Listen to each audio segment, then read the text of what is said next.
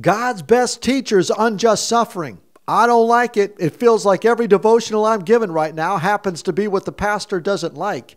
Have you ever checked out 1 Samuel chapter 18? It's not David's problem, it's Saul's problem.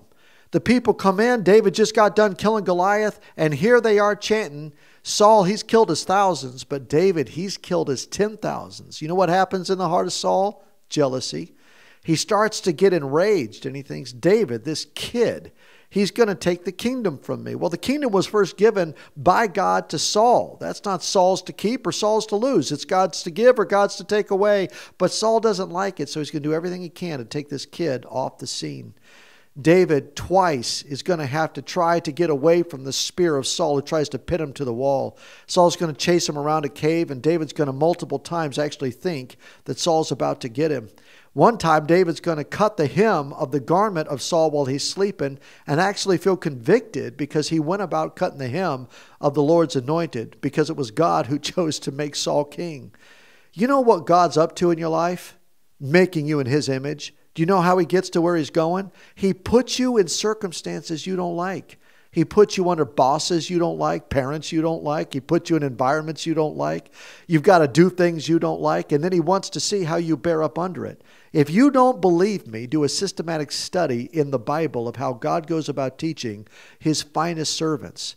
I don't like that Joseph said to his brothers, don't be angry with yourselves. What are you talking about, Joseph? They ought to absolutely be angry with themselves. Why does he say it?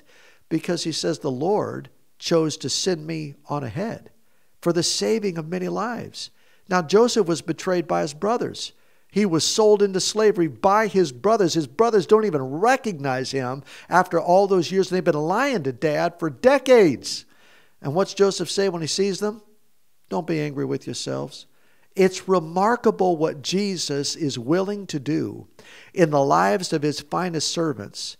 He puts them in environments that are absolutely not fair, and then he expects them to bear up under it. Can I ask you a question? How are you doing under unjust suffering? How's it going in the demonstration of your character when it's not fair? How much complaining is coming out of your mouth? You know what David did? He turned it into praise. That's what the Psalms are all about. He went to the Lord about the truth of his heart.